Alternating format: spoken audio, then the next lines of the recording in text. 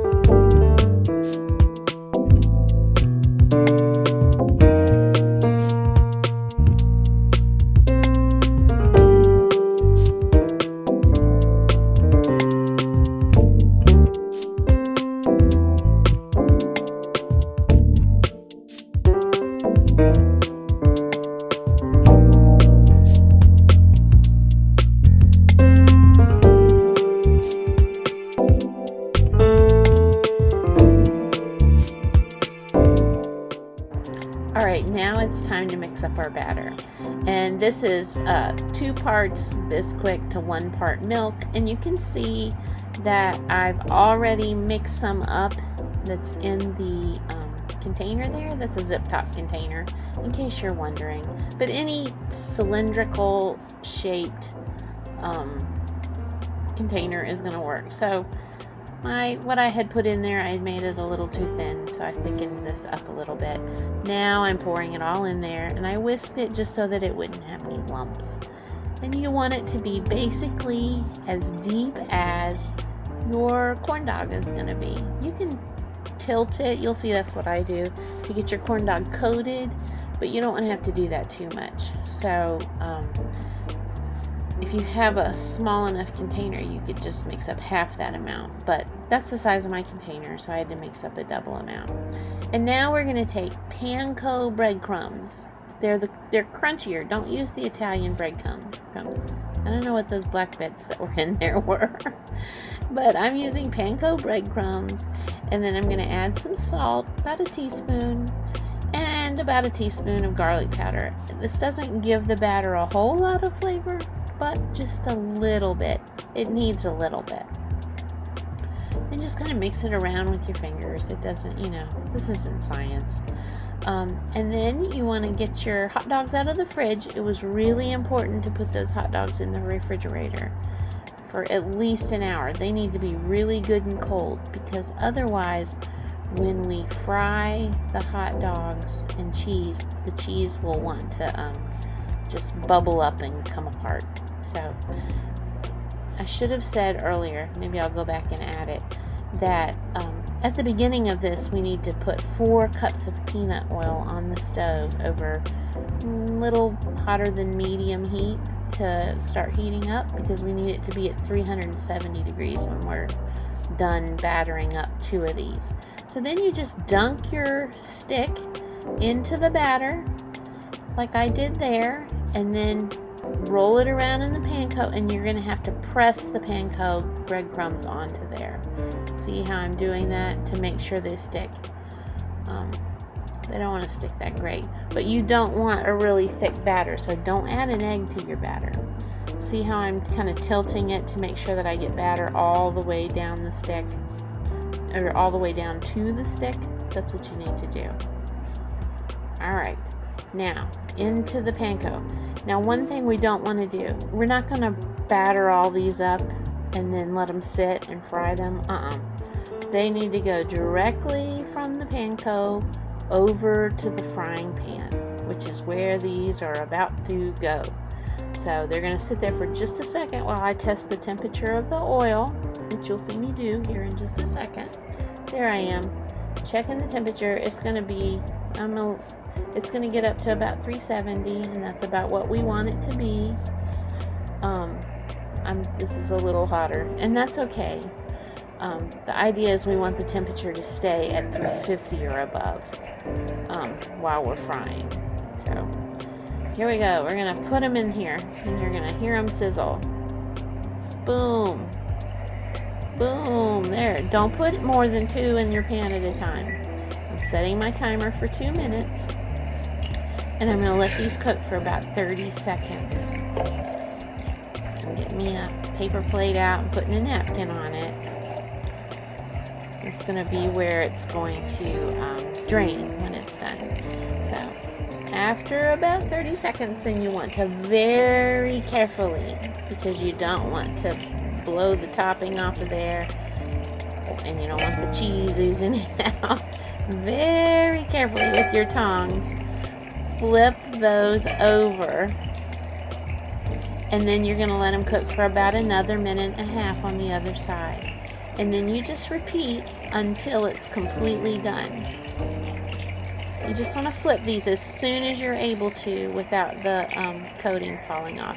Now I'm going to speed it up here, because at 2 minutes a piece, you don't want to be sitting and watching stuff fry for a whole 6 minutes. So anyway, now it's sped way up.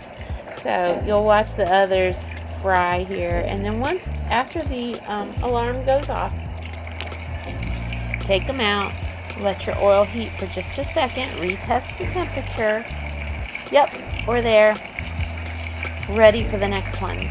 So during that 1.5-minute time block, while the first ones are frying, go ahead and batter up your second ones. And then here's the piece de resistance. Give them a little sprinkle of sugar while they're sitting over there draining. That's what makes them really, really good. Okay, that's it, y'all. Just do that until you've fried them all. Now, if you've enjoyed this recipe, feel like you've learned something, I hope you'll subscribe and click the little bell, because what that will do is when you sign on to your YouTube homepage, again, our recipes will pop up there, and then you'll know when we have a new recipe come out. Alright, now go enjoy your Korean corn dogs.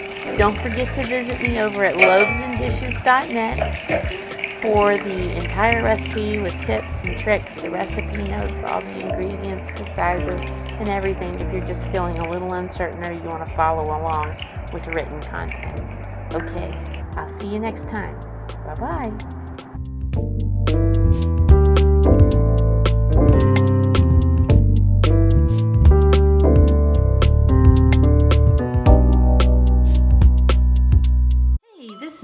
Thanks so much for watching this video. I hope you'll join Sarah and I on our mother-daughter adventures in takeout.